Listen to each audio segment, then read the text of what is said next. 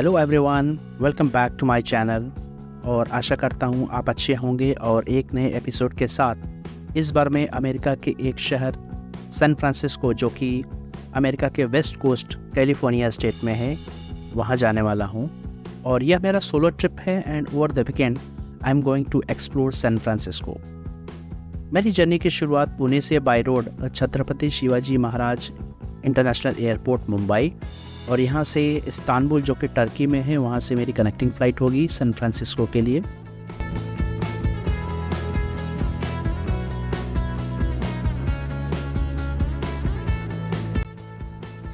Mumbai airport हमारे देश का one of the busiest air traffic वाला एयरपोर्ट है दिल्ली के बाद। और यहाँ बहुत सारे इंटरनेशनल ब्रांड्स के आउटलेट्स, कैफ़े, बार या फूड के बहुत सारे ऑप्शंस अवेलेबल हैं।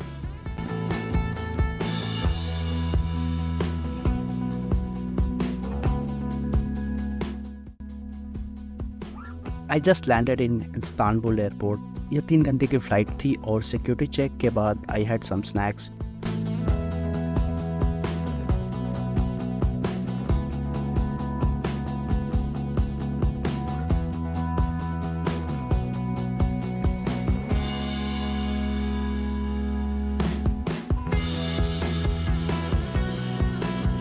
Istanbul airport was also huge and it took some 25 minutes to reach the gate for San Francisco flight.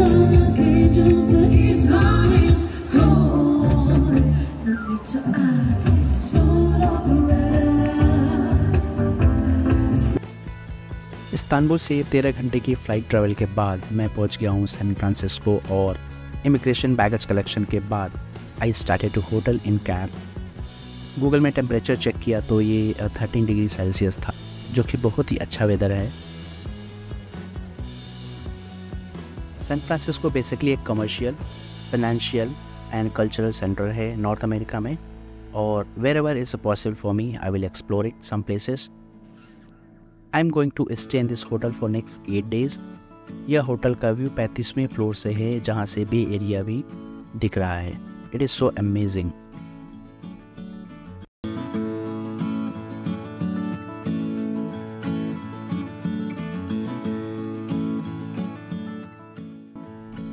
San Francisco bay area में लोकेटेड है और यह नॉर्थ अमेरिका के कैलिफोर्निया स्टेट का एक पॉपुलर डेस्टिनेशन है, जो अपने बहुत सारे diverse culture and art, natural scenic view, art museum, commercial और टेक्नोलॉजी हब के लिए भी जाना जाता है। यहाँ बहुत सारी टेक्नोलॉजी कंपनीज़ के एक्सपो और इवेंट्स भी होते हैं। आज संडे का दिन है और I am going to visit the historical Golden Gate bridge, जो एक टूरिस्ट डेस्टिनेशन है और 1937 में इसको बनाया गया था, और जो सैन फ्रांसिस्को को मरीन काउंटी से कनेक्ट करता है। यह सिर्फ एक ब्रिज ही नहीं बल्कि सैन फ्रांसिस्को की एक आइडेंटिटी है, और यह इंजीनियरिंग की एक मिसाल है। यह एक सस्पेंशन ब्रिज है जो तेज़ हवाएं, ट्रैफिक और वाइब्रेशंस को झेल सकता है।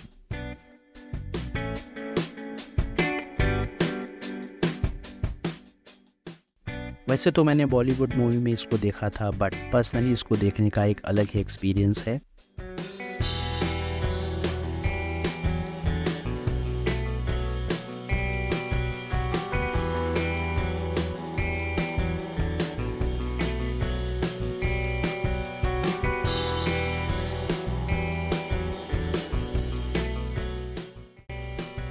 इस ब्रिज का जो लेंथ है लगभग 1.7 माइल्स, 2.5 से 3 किलोमीटर के आसपास रहेगा। और इस ब्रिज पर मैंने देखा कि बहुत सारे लोग साइकिलिंग और रनिंग करते हैं जो फिटनेस फ्रीक हैं, और पुलिस भी इसमें like time to time patrolling हो रही थी फॉर द सिक्योरिटी रीज़न।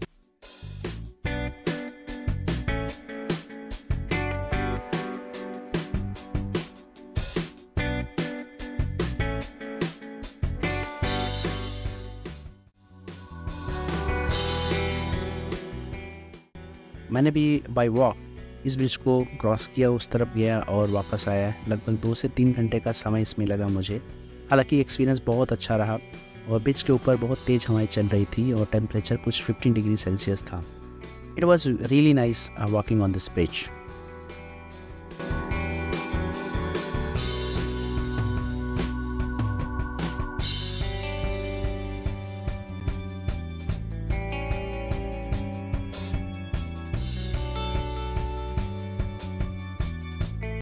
इस आइकॉनिक गोल्डन ब्रिज के पास सनसेट एंजॉय करने के बाद I came back to downtown near my hotel. The union square, जहाँ बेसिकली लार्ज गैदरिंग होती है इवनिंग में, और समटाइम्स यहाँ पर इवेंट्स भी होते हैं। नियर बाई प्लेसेस में शॉपिंग, डाइनिंग, एंटरटेनमेंट एंड बहुत सारे होटल्स के अभी ऑप्शंस है।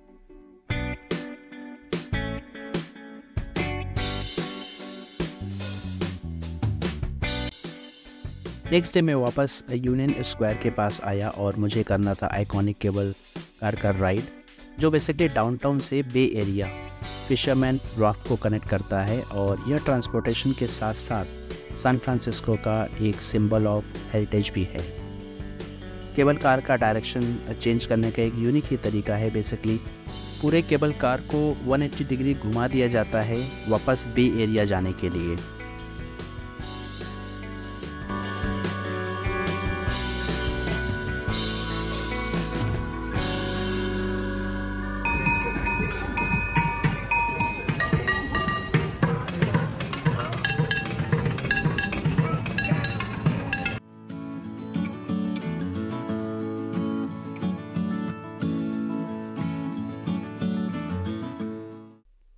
सैन फ्रांसिस्को में बे एरिया के साथ साथ यहाँ का जो रोड से बहुत ही स्टीप है, अप एंड डाउन है, सो जो केबल राइड का एक्सपीरियंस होता है बड़ा ही यूनिक होता है, और इसके साथ सिटी व्यू का भी एंजॉय किया जा सकता है।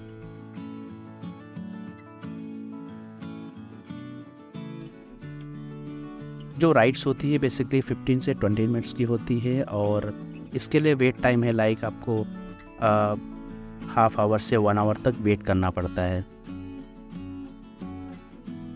केबल राइड का जो चार्ज है like it is $8 each ride, and I really enjoyed this ride.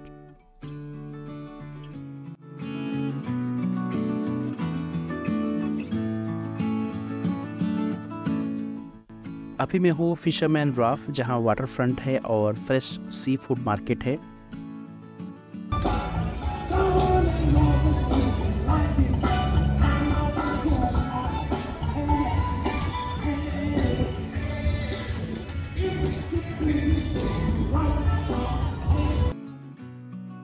यहाँ colourful shops, cafe, food options, loud music, एक अलग तरह की वाइब्स देखने को मिली।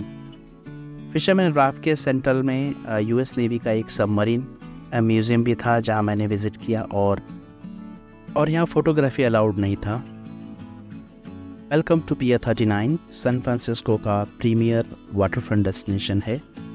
यहाँ का main attraction marine life aquarium, sea lion, sightseeing, music and flavours of city के साथ साथ एक बे एरिया का अच्छा एक्सपीरियंस था।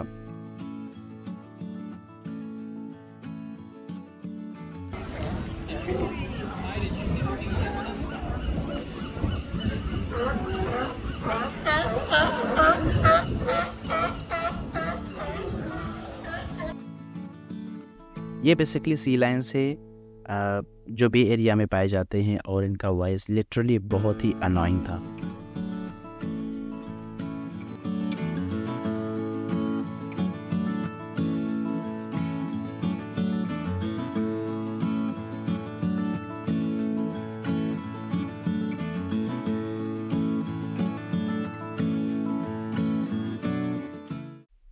ये 39 से वॉक करते हुए ऑलमोस्ट 1 किलोमीटर के डिस्टेंस पर है गिराडेली स्क्वायर, और यह एक प्रीमियर डेस्टिनेशन है for chocolate and food lovers. यह यूएस का एक बहुत ही पुराना चॉकलेट ब्रांड गिराडेली है। यहाँ इसकी फैक्ट्री है जो ओरिजिनली 1893 में बना था।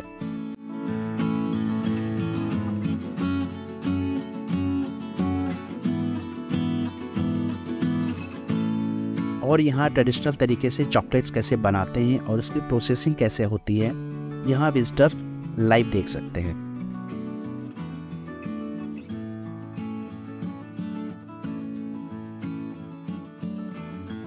यहाँ चॉकलेट का बहुत सारे ऑप्शंस है। Premium and hand crafted gourmet chocolates की बहुत सारी वेराइटीज़ हैं। इसके अलावा they have options like ice cream, Sunday, variety of shakes.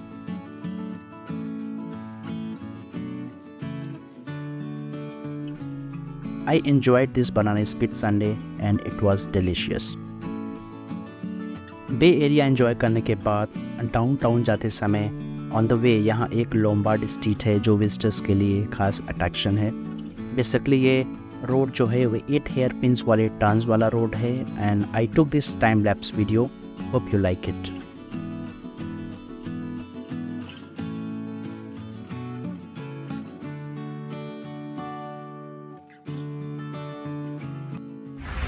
Good morning. It's been too long. How do you feel? Me too. San Francisco में बेसिकली एक इवेंट के लिए आया हूँ और यहाँ एक्सपो में I enjoyed this McLaren formula 1 car simulator and it was a thrilling experience. Gas to the gas pedal. Yep. And go straight down.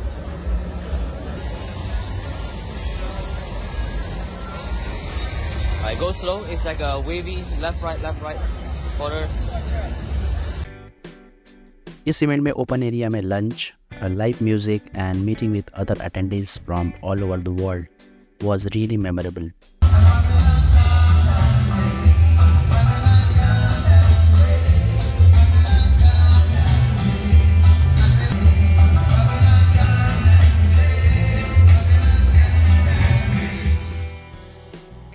Event के लास्ट दिन ये ग्रैंड पार्टी थी for all the attendees.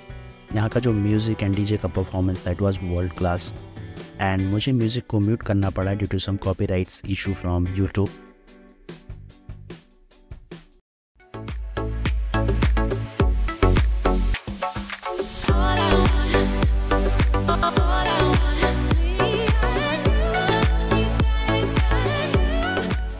Thanks for watching. Don't forget to like and subscribe.